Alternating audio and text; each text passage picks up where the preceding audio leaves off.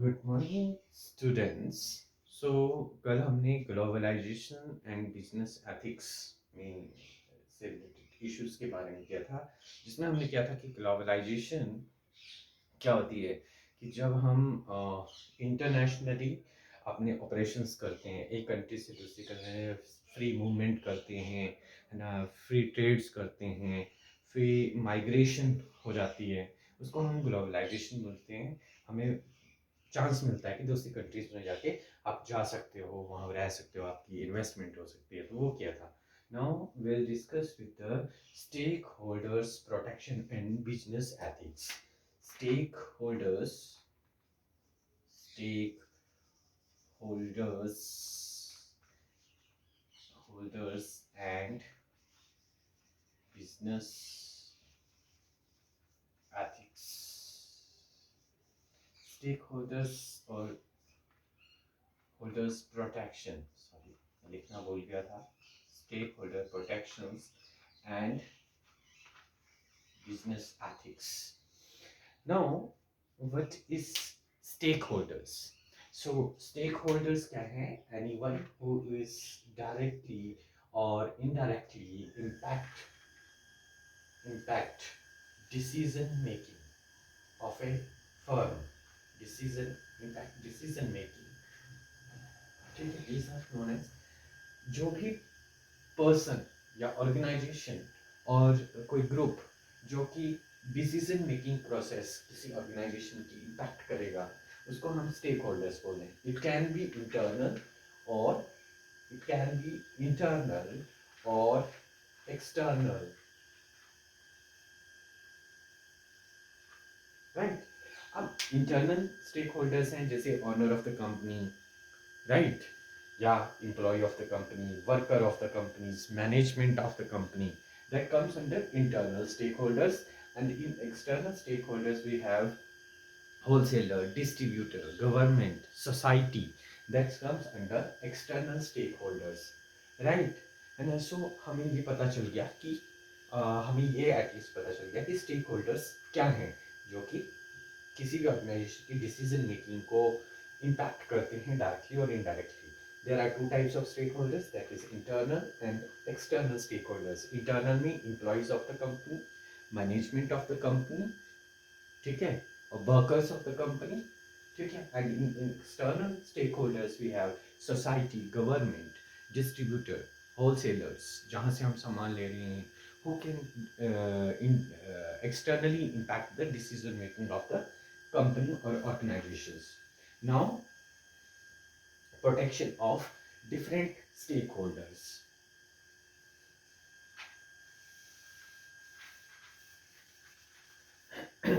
Now, protection of different stakeholder. So सबसे पहले owners, या जिसको हम शेयर होल्डर्स भी कह देते हैं, शेयर होल्डर्स, ठीक है। शेयर होल्डर जिसके पास इक्विटी रहती है किसी भी कंपनी और ऑर्गेनाइजेशन। सो ओनर, है ना, या जिसको हम और शेयर होल्डर्स है ना, वो जो है ना, कैसे इम्पैक्ट करते हैं। ऑब्वियस ही बात है, ओनर है किसी की ऑर्गेनाइजेशन है, तो वो क्या चाहेगा कि मेरे पास एक वेल एजुकेटेड प्रोफेशनल जो है एम्प्लॉय हों, जो कि मेरे बिजनेस को एथिकली आगे बढ़ाए, ताकि टाइमली मैनर में मुझे प्रॉफिट मिले, है ना। या शेयर होल्डर्स हैं तो उनको डिविडेंड जो है वो टाइमली मैनर में इशू हो, ठीक है। सो दैट इज ओनर और स्टेक होल्डर्स की सॉरी इस तरह से प्रोटेक्शन हो सकती है। Now the second one is employee. Employee, so employee who works in the organization, anyone who work in the organization, either worker और उसके जो भी, सो एक कंपनी क्या चाहती है कि उसके पास प्रोफेशनल एम्प्लॉय हों, प्रोफेशनल नॉलेज रखते हों, जो कि मेरे मेरे काम को फेयर मीन के साथ आगे बढ़ाएं, कोड ऑफ कंडक्ट को फॉलो करते हुए चलें, कोई भी अनफेयर प्रैक्टिसेस ना करें, ठीक है ना, जो कि मेरे लिए नुकसानदायक हो। तो वो क्या है, एम्प्लॉयज की बात करते हैं, स्टेक होल्डर्स में, ठीक है। सो इसमें और क्या देखा जाता है, अगर ओनर के पार्ट पे देखा जाए है ना। सो ये चाहते हैं कि मेरे आज की डेट में क्या है, एम्प्लॉयज़ की प्रोटेक्शन करनी है, उनको कंपनसेशन दिया जा रहा है ना, उनको बोनसेस दिए जा रहे हैं, उनको इंक्रीमेंट्स दिए जा रहे हैं टाइम टू टाइम, है ना, ताकि मेरे एम्प्लॉयज़ जो हैं वो मेरे साथ रहें, कोई मेरी इंफॉर्मेशन जो है, जो कॉन्फिडेंशियल इंफॉर्मेशन है वो लीक आउट ना करें, है ना। सो एम्प्लॉय, ठीक है, एम्प्लॉयज़ के लिए ये सोचा। Then customers, customers customers we know that, है ना, जो एक्सटर्नल स्टेक होल्डर है, ये इंटरनल स्टेक होल्डर थे, ये एक्सटर्नल स्टेक होल्डर है। तो कस्टमर क्या चाहेगा किसी भी ऑर्गेनाइजेशन से, कि उसको क्वालिटी प्रोडक्ट मिले, बढ़िया प्रोडक्ट मिले, कोई भी उसमें ऐसा मिलावटी प्रोडक्ट ना मिले, है ना। ना कस्टमर की कोई अगर कंप्लेंट है, कोई क्वेरीज है, तो उसको टाइमली मैनर में सॉल्व किया जाए, ठीक है। सो हम इस तरह से कस्टमर को जो है वो प्रोटेक्ट, उसके जो प्रोटेक्ट कर सकते हैं उसके अकॉर्डिंग, हम अगर प्रॉपर वे से बिजनेस एथिक्स को फॉलो करते हैं तो हम कस्टमर को सेटिस्फाई कर सकते हैं अपने बिजनेस के तरीके से, राइट। कि उसको क्वालिटी प्रोडक्ट देना है ना, उसको सही प्रोडक्ट देना है, उसकी टाइम टू टाइम कोई क्वेरीज है या कोई कंप्लेंट है तो उसको रिजॉल्व करना है up to greatest satisfaction level. Now the second one, fourth one is only, that is community or society. Community and the society. Now this is the another external stakeholder. External stakeholder है ना, community और society. सो एक business organisation से एक community की क्या वो है, रिक्वायरमेंट है कि जो भी वो बिजनेस कर रही है according to need of the society हो, ठीक है, वहाँ के कल्चर के अकॉर्डिंग हो, वहाँ के वैल्यूज़ के अकॉर्डिंग हो, है ना। जैसे एक एक XYZ कंपनी थी, सो उसने एक ऐसी जगह पे बुचरिंग इंडस्ट्री लगाई, ठीक है। सो बुचरिंग इंडस्ट्री लगने से क्या हुआ, वहाँ पे हिंदुइज्म मानने वाले लोग थे, ठीक है। सो उन्होंने बुचरिंग इंडस्ट्री में गाय को भी काटना शुरू कर दिया, है ना। देन दूसरे एनिमल्स को काटना शुरू करके, देन उसका जो है मीट जो है, पॉर्क या मीट या बीफ सप्लाई करना शुरू कर दिया। तो हुआ क्या है, वो अकॉर्डिंग टू कम्युनिटी गाइडलाइंस नहीं था, जिसकी वजह से क्या है, उस इंडस्ट्री को जल्दी शट डाउन होना पड़ा, ठीक है। सो बिजनेस एथिक्स हमारे क्या बोलते हैं कि कम्युनिटी को भी देखो, है ना, नो डाउट, है ना, इन्वायरमेंट को, उस कम्युनिटी में आप जिस कम्युनिटी में आप अपना बिजनेस चला रहे हैं उसके इन्वायरमेंट को भी देखो, इन्वायरमेंट को देखना भी बहुत ज़रूरी है। कहीं ना कहीं हमें वेस्ट का डिस्पोजल किस तरीके से करना है, क्या करना है, ये सारी चीज़ें देखनी है। अगर कम्युनिटी लोग, आपने देखा होगा कि जगह जो है डैम की कंस्ट्रक्शन हो रही है हिमाचल में, तो वहाँ के लोग जो हैं वो जो हैं वो खड़े हो जाते हैं कि यहाँ पे डैम बिल्ड नहीं होना चाहिए, बिकॉज इससे हमारे जो उनके फार्म्स हैं, जो उनकी जगहें हैं, जो लैंडस्लाइडिंग का खतरा बहुत बढ़ गया है। सो कम्युनिटी को भी ध्यान में रख के हमें बिजनेस के डिसीजन लेने होते हैं, और कई बार ये कम्युनिटी भी इम्पैक्ट करती है। Now next point is government. Government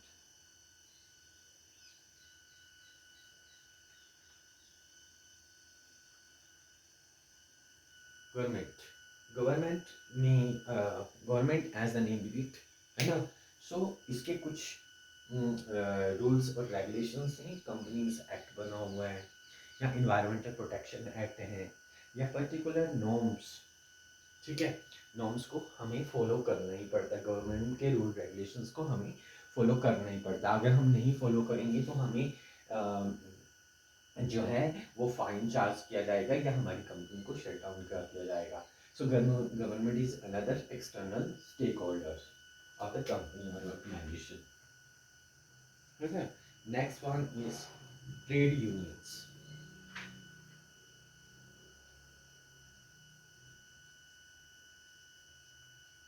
what is trade unions? Trade unions basically क्या होती हैं कि ऐसी यूनियंस जो कि वर्कर्स की होती है ना, जो यूनियंस रिप्रेजेंट करती हैं वर्कर्स को, ठीक है, in front of top level management और ओनर ऑफ द ऑर्गेनाइजेशंस। सो हमें ट्रेड यूनियंस की भी सुननी पड़ती हैं कई बार, है ना। अगर एक प्रॉपर वे में अगर किसी ऑर्गेनाइजेशन का प्रॉपर वे से काम चल रहा है, प्रॉपर बिजनेस एथिक्स को फॉलो करके वो लोग काम कर रहे हैं, तो हमें हमेशा ट्रेड यूनियंस जो भी हमारे सामने डिमांड रखेगा, हम उसके अकॉर्डिंग वो काम कर पाएंगे। सो ये भी हमारा जो है ये इंटरनल स्टेक होल्डर्स है ना, जिसके अकॉर्डिंग जो है हम काम कर, अगर हम प्रॉपर वे से एथिक्स को फॉलो करते हुए काम करेंगे तो इनकी डिमांड्स को फुलफिल कर पाएंगे। और इनकी डिमांड को फुलफिल कर पाएंगे तो बिजनेस हमारा अच्छे से चलेगा, हमें बिना रुके हम जो है अपनी प्रोसेस सारे कर सकते हैं। The next one is management.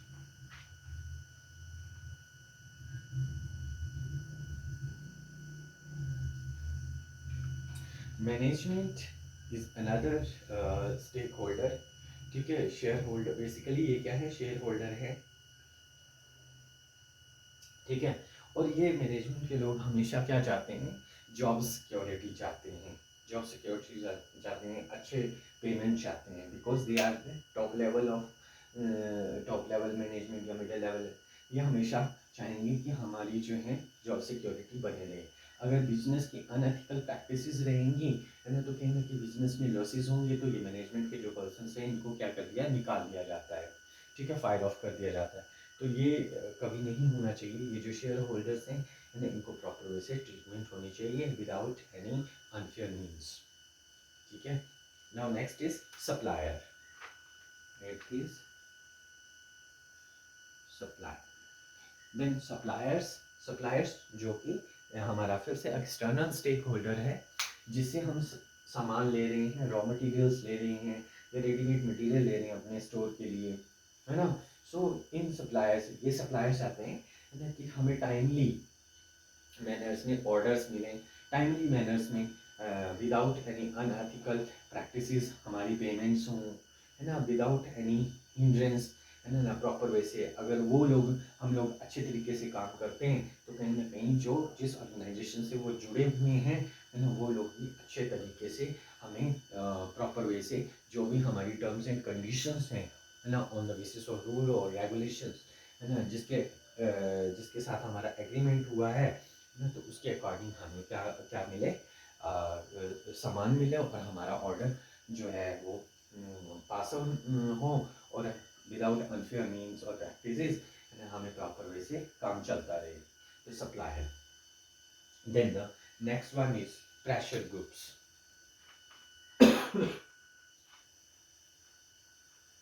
Pressure groups,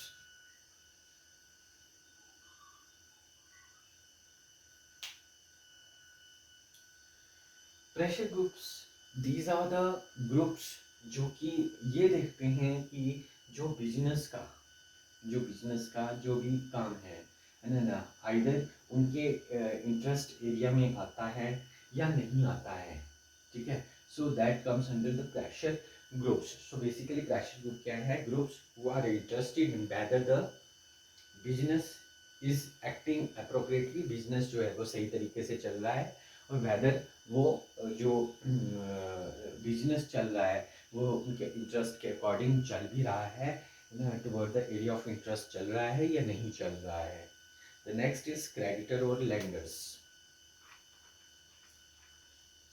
creditors और लेंडर्स, क्रेडिटर्स और लेंडर्स वो पार्टी, ठीक है, वो पार्टी जिसने लोन दे रखा है, ठीक है, जिसने उधार ले रखा है ना, वो चाहते हैं, वो लोग चाहते हैं कि क्या है, ये क्रेडिटर और लेंडर्स जो बाहर के जिन्होंने इन्वेस्ट कर रखा है, वो चाहते हैं कि टाइमली मैनर में उनकी पेमेंट्स होती रहें विद इंटरेस्ट और विद जो भी टर्म्स एंड कंडीशंस फाइनलाइज हुई हैं।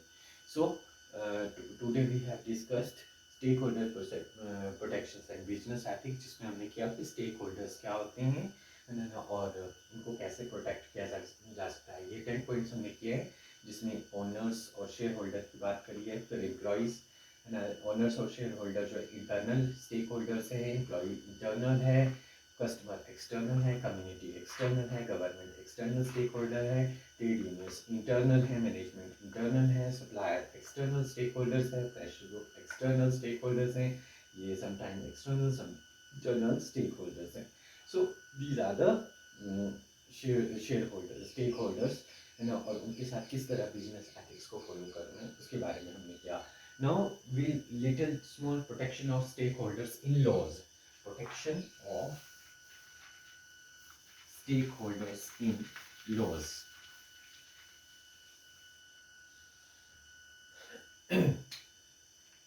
Protection of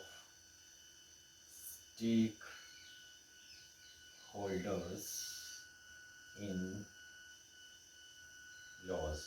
लॉज के अकॉर्डिंग, नियमों के, कानून के अनुसार स्टेक होल्डर की प्रोटेक्शन हम कैसे कर सकते हैं, है ना. सो स्टेक होल्डर्स हमारे जैसे एम्प्लॉयज़ वगैरह हैं, तो लेबर लॉज जो हैं, कंपनसेशन लॉ है, सैलरी लॉ है, वो लॉज जो हैं एप्लीकेबल होते हैं एम्प्लॉयज़ पे, वर्कर्स पे, कि उनको प्रॉपर वे से, स्टेक होल्डर्स को प्रॉपर वे से टाइम टू टाइम सैलरीज मिलें, है ना, विदाउट एनी ब्रेक, और है ना जो प्रॉपर नॉर्म्स बने हुए हैं उसके अकॉर्डिंग मिले. या फिर हम बात करते हैं जैसे टैक्स लॉज बने हुए हैं, है ना, कि टैक्स कब पे आउट करना है, कब नहीं करना है, कितना करना है ना. सो टैक्स लॉ है ना, लेबर लॉ है स्टेक होल्डर्स के लिए, लेबर्स लॉ, ठीक है, लेबर्स लॉ है ना. देन टैक्स लॉ है,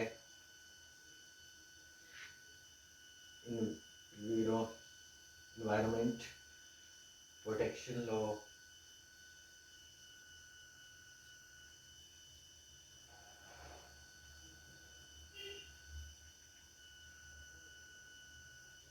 consumer rights, trade law.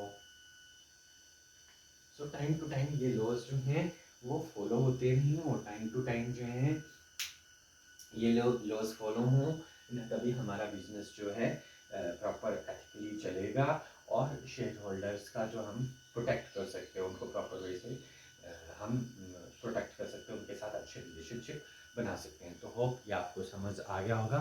In next chapter will study theories of business ethics. तब तक के लिए थैंक यू.